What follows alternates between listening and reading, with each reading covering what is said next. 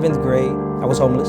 My mom was addicted to drugs, never met my dad. I was 10 years old, taking care of like 5 kids. I came from the Dominican Republic. I didn't know the English language. I have dyslexia, as well as English is my second language. So I would get pulled out of classes. I was in 5th grade, and then they realized I actually didn't finish the 4th grade. I remember vividly, they came upstairs and they're like, actually she has to go back downstairs. So I was picked up midway through the day and they're like, this is your new class. And no one really explained to me why I was moving classes. This high school that I went to was in a really, really terrible neighborhood. Like gun violence was almost every day. My first high school had metal detectors and it felt really uncomfortable being patted the way I was every morning. It was so invasive constantly just to get to school. I was intimidated to go to school from just the police officers. We would be in these common spaces and fights would break out. So you'd get arrested if you got into a fight with no context. I'm used to having like teachers that are predominantly white and they're just like, well, I get paid whether you do the work or not. So, I mean, I don't care. Classrooms were too big. If you didn't know something, you just had to figure it out or ask somebody else and see if they knew something. If they didn't know, then y'all both didn't know. And it was just, you had to just basically fend for yourself. So it made us kind of step back and be like, oh, okay, like, they just gonna let us do whatever we want. You're just thrown textbooks or like a little Chromebook and you're told to go on Google Classroom and do the work and then that's it. It's just pass or fail. The classes were an hour and a half long. The teachers didn't know my name. I barely met with my guidance counselor. I don't even think she knew my name. I didn't know my counselors. I didn't know the principal of those schools. I mean, I was doing terrible. My grades were low. I was always cutting. Some days I would wake up and I just didn't want to go to school because I'm struggling. I gotta fight for answers. I gotta fight for help. Some days I just woke up and I just didn't go. There was even times that I would cut school, go to the football field and climb over the fence just to smoke. And nobody ever found me.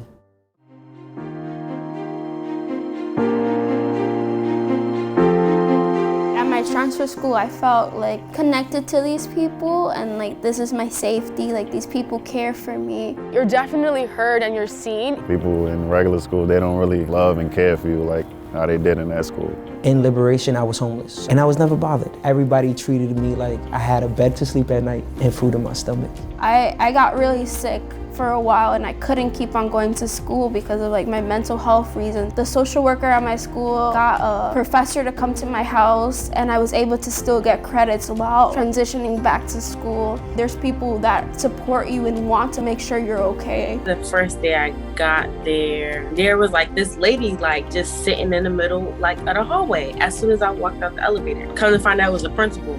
But she sounded like so kind and so nice. The school was so small that everybody in there knew each other, from school safety to the janitor to principal, vice principal. And it was interesting just to see everybody walk by and address them by their names. A lot of the classes had 2 teachers in the classroom. So it was a lot more help to like understand what's going on in regular schools. They motivate you to want to be successful. We didn't have Student of the Month. And I was like, I think we should start this. I think people would really love it. And like just carried through. And we got to go see a basketball game. We got gift cards and people were aiming to become Student of the Month. We had like yearly trips. If you did well, everything that we did that was good was an accomplishment for us. Also, they had like animals there. I was like, yo, this school's amazing. Like they would have like pet snakes and like a turtle and like hamsters and rats all over the place. Not like bad rats, but like pet rats. Every so often, Miss Leon would order cater food.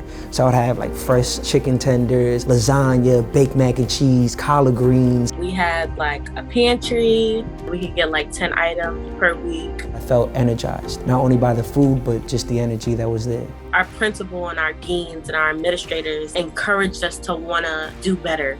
She was my high school social studies teacher. I co-facilitated a restorative justice program with her at City As, and she's just been someone constant in my life. It was one period that you got to meet with your coach, who's like a mentor. My coach was Charles, I will never forget him, and they still have to do their agenda, but majority of the time I remember we'll just sit there and sometimes we'll just talk for like an hour.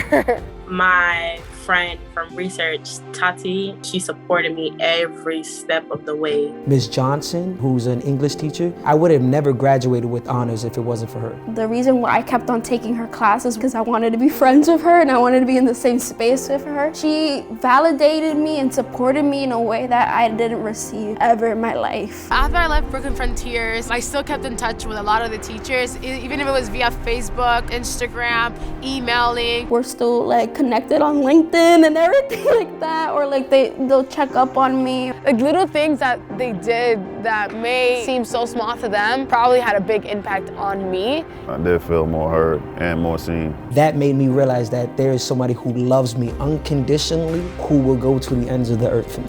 It was the first time it was like unconditional support and love for myself.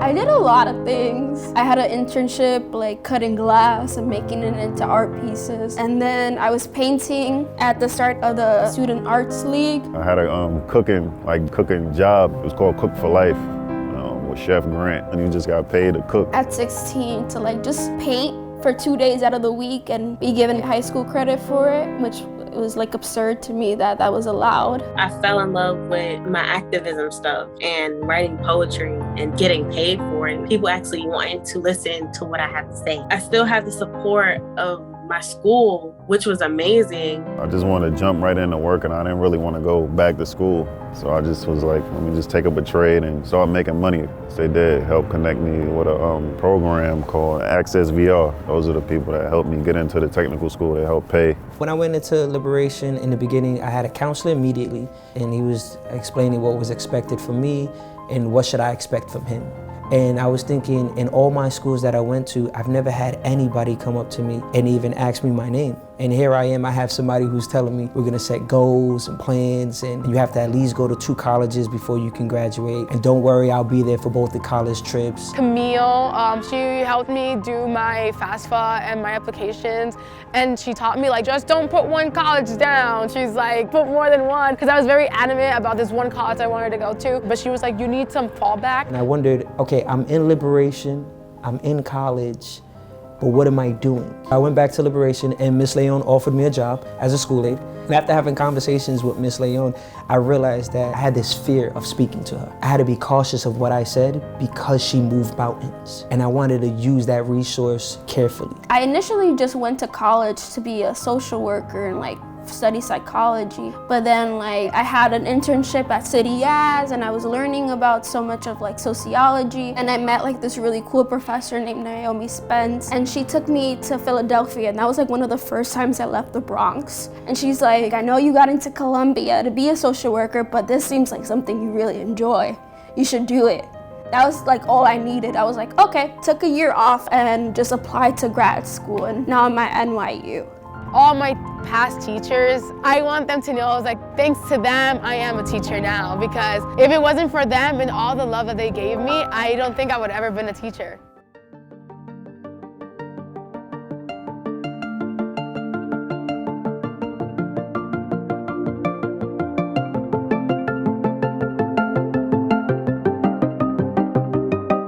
I used to always think it was the title, the salary, the accomplishments, how people viewed you. I think success is not based on how much money you make.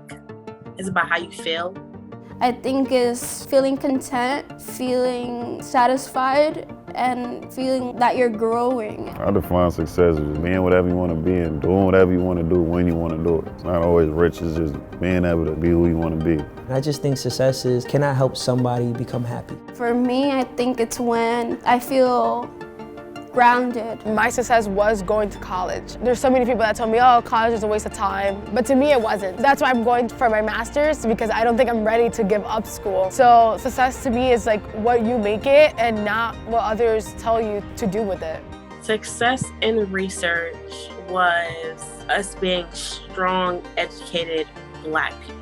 Black History Month wasn't just in February. It was every single day of the year, every single book we read, stuff that they didn't even teach me in, regular high schools. That's what success looked like to me in research. I think I'm very successful. I went from sleeping in hallways to I have a bed with a blanket, a whole bunch of pillows I don't use. Like for me right now, my success is just I can live on my own and have 2 cats. As simple as that is. Sometimes I do open mic nights. You know, there's a lot of poetry places here, like underground, so I've been going there. I think where I'm at right now is what I wanted as a child, having stability, having a family, and being loved.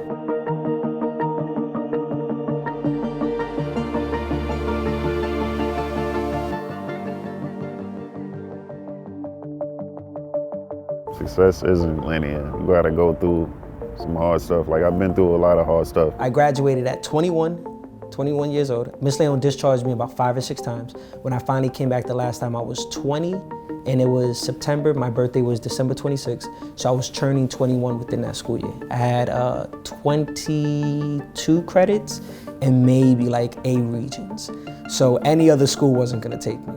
Just off of those numbers alone, I was deemed unsuccessful. It doesn't matter if I learned how to ace mathematics. It matters that I was able to learn throughout my journey to critically think while going back to my school. I was about to go to college, and I don't know, I just didn't see myself there anymore. I fell in love with my activism stuff and writing poetry and doing stuff that actually made me happy and actually getting paid for it. I started doing that work, and then I got the courage to move out of my grandma's place and got my own place, got a job that actually pays me great. I mean, I've just been doing my thing now.